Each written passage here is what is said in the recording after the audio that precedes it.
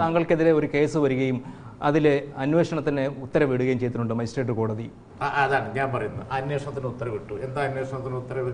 കാരണം ഞാൻ പറഞ്ഞു, അതേ കോടതിയിൽ ഇതേ പെറ്റീഷൻ 10 വർഷങ്ങൾക്ക് മുമ്പ് വരികയും 10-9 വർഷങ്ങൾക്ക് മുമ്പ് വരികയും അതേ തിരുവനന്തപുരം കോടതി തന്നെ തള്ളിക്കളയുകയും ചെയ്ത കേസാണ്. പക്ഷെ ഒരു ദിവസത്തേക്ക് വാർത്തയായി, നാളെ ഉണ്ടാവില്ല, ഒരു ദിവസത്തേക്ക് വാർത്തയായി. കുഞ്ഞാലിക്കുട്ടി എന്ന വ്യക്തി അതാണ്, എന്തും വാർത്തയാണ്. ഒന്ന് പ്ലീസ്, എന്തും വാർത്തയാണ്, ഒരു ദിവസത്തേക്ക് വാർത്തയായി. ബഹുമാനപ്പെട്ട ജഡ്ജിമാരെ വിവാദപ്പെട്ടു എന്ന് ഞാൻ പറയുന്നില്ല, പക്ഷേ ഇവർ മെൻഷൻ ചെയ്ത ജഡ്ജിയുടെ വിധിയല്ല.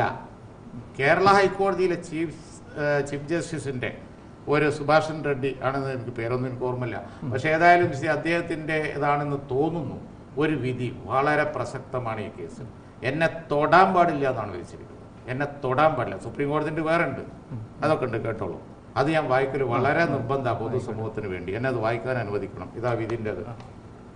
Each time Mrs Regina makes a statement cannot give rise to a fresh cause of action. Mrs. Regina was examined by the police time and again, and she had also made statements before the Court of Magistrate under section 164 CRPC 3 times. A person claiming to be a witness or victim cannot be heard to say endlessly. More than sufficient opportunity was afforded to the informant and witnesses. Matter has been informant, underline ചെയ്യണം, അവിടെയാണ് അതിൻ്റെ പ്രശ്നം. Matter has been thoroughly investigated, concluding that only 16 accused, എന്നാൽ ഞാനല്ലാത്ത ആ ice cream parlour കേസിലുള്ള ആളുകൾ 16 ഉള്ളൂ. Accused charge sheeted are liable to be tried, the trial number, liable to be tried, and that no case is made out against the first respondent. And the highest court of the country, that is Supreme Court, has affixed its seal of approval to the manner and mode of the said investigation. The verdict of the Supreme Court is final and binding, and no person or body, anybody can or body can be allowed to take the aid of the public interest litigation system to either make an exercise or pass any orders resulting in affront to the final verdict of the Supreme Court. ഈ case ഇനി ഈ പിന്നെ കുട്ടിയുടെ മൊഴി വെച്ച് എടുക്കാനേ പാടില്ല. മാത്രമല്ല, ഇത് സുപ്രീം കോടതി ഫൈനൽ സീലിട്ടു.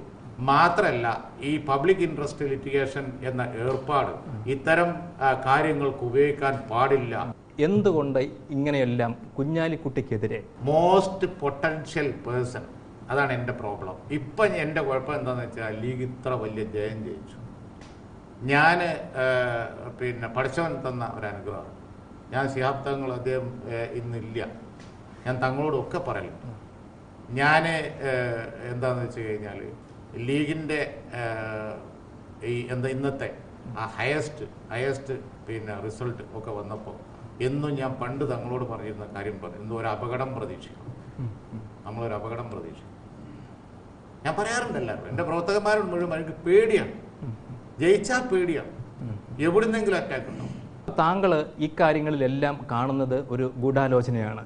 താങ്കൾ കൃത്യമായി പറയണം, ആരാണ് ഗൂഢാലോചന നടത്തിയത്? ഗൂഢാലോചന നടത്തിയവർ ആരാണ് എന്ന് പറയാനുള്ള മുഴുവൻ തെളിവും എൻ്റെ കയ്യിലിരിക്കുകയാണ്. ഞാൻ ആ തെളിവുകളുടെ ഭാരം, കനം കണ്ടിട്ട് ഞാൻ തന്നെ അന്തം വിട്ടിരിക്കുകയാണ്. മനസ്സിലായില്ലേ? ഈ സ്റ്റിംഗ് ഓപ്പറേഷൻ തുടങ്ങിയ അവരുടെ പിന്നാലെ നമ്മുടെ ചില പ്രവർത്തകന്മാർ വേറൊരു ഓപ്പറേഷൻ നടത്തിയിരുന്നു. അതിൽ വന്ന തെളിവുകൾ അതിഭയങ്കരമാണ്. എനിക്കത് ഒഴിവാക്കിക്കൂടാ. കാരണം അതിൻ്റെ സൂചന പറയാം, സൂചന തന്നെ മതി കേരളം നെട്ടാൻ. കാരണം അല്ല, അത് കംപ്ലീറ്റ് ചെയ്തോട്ടെ. ഞാൻ നാളെ UDFന്റെ ജാഥ മലപ്പുറത്തുണ്ട്, പ്രതിപക്ഷ നേതാവ് വരുന്നുണ്ട്, മറ്റ് നേതാക്കൾ വരുന്നുണ്ട്. തങ്ങൾ ലക്ഷദ്വീപിൽ പോയിക്കാണ്, തിരിച്ചു വരട്ടെ. അഹമ്മദ് സാഹിബ് പിന്നെ ഡൽഹിയിൽ നിന്ന് വരട്ടെ. അവരുടെ പെർമിഷൻ കിട്ടിയാൽ എല്ലാം പബ്ലിഷ് ചെയ്യണമെന്ന് അവരെ പെർമിഷൻ കിട്ടിയാൽ ഞാൻ പബ്ലിഷ് ചെയ്യും. അപ്പോൾ ഇങ്ങനെ ഒരു ഗൂഢാലോചന നടക്കുന്നുണ്ടെന്ന് നേരത്തെ അറിയാമായിരുന്നു? നേരത്തെ അറിയാമായിരുന്നു. എനിക്ക് ഇത് നേരത്തെ ഒരു മാസം മുമ്പ് അറിഞ്ഞു. അപ്പൊ താങ്കൾക്ക് മാത്രമേ അറിയാമായിരുന്നുള്ളൂ, അതോ ഉമ്മൻചാണ്ടിക്കും രമേശ് ചെന്നിത്തലയ്ക്കും KM മാണിക്കും ഒക്കെ അറിയാമായിരുന്നു? ഉമ്മൻചാണ്ടിക്കും അറിയാമായിരുന്നു.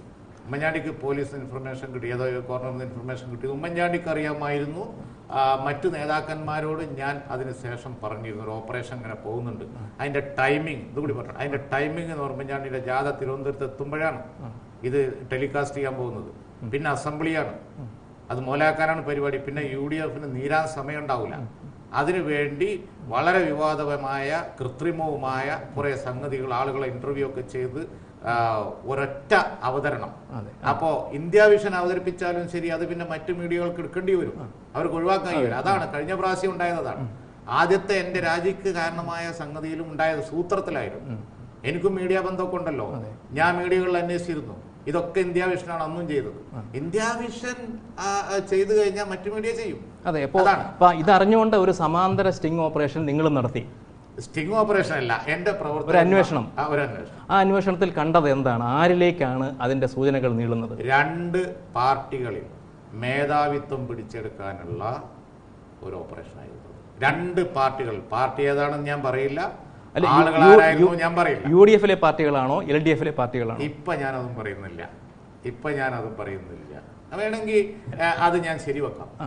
അല്ല, പിന്നെ ഒന്ന് UDF പാർട്ടിയും ഒന്ന് LDF പാർട്ടിയും എന്ന് ഞാൻ ശരിവെക്കാം. ഈ ഗൂഢാലോചനയ്ക്ക് മുൻകൈ എടുത്തത് റൌഫാണോ അതോ മുനീർ ചെയർമാനായിരിക്കുന്ന ചാനലാണോ? ഒന്നാമത്തെ ആള് ഞാൻ കരുതുന്നത് റൌഫ് തന്നെ. കാരണം എന്നോട് ഏറ്റവും വിരോധമുള്ളത് അദ്ദേഹം. ഈ ബ്ലാക്ക് മെയിലിങ്ങിന് വിധേയമാകുന്നത് ഞാൻ പൂർണ്ണമായും നിർത്തുകയും അദ്ദേഹത്തെ കട്ട് ചെയ്യുകയും ചെയ്തു. അദ്ദേഹം ഇല്ലാതെയാണ് വർഷങ്ങളായി, ഇപ്പോൾ കുറച്ച് വർഷം, അതാണ് അദ്ദേഹം തന്നെ പറഞ്ഞു, 1.5 കൊല്ലമായി ഞാൻ വിളിച്ചിട്ടേ ഇല്ല. ആ സമയം മുതൽ അദ്ദേഹം ഞങ്ങൾ തമ്മിൽ ബന്ധമില്ല. പിന്നെ അദ്ദേഹം ജയിലിൽ പോയി. അടുത്ത് 2-3 മാസം ജയിലിലായിരുന്നു. ജയിലിൽ നിന്ന് ഇറങ്ങിയതിന് ശേഷം മൗനായിരുന്നു, തീർത്തും മൗനം. ഞാൻ ഇപ്പൊ ആരോ കുടുംബത്തോടോ ഫാമിലിയോടോ ആരോടും മിണ്ടുന്നില്ല.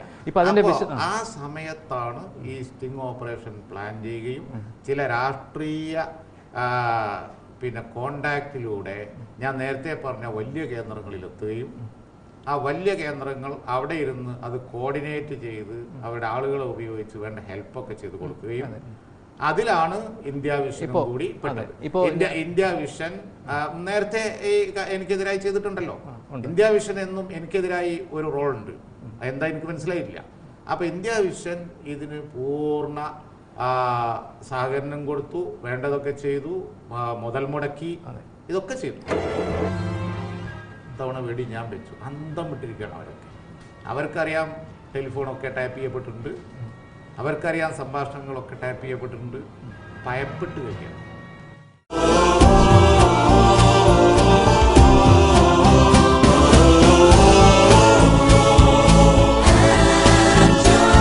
Different people, one home.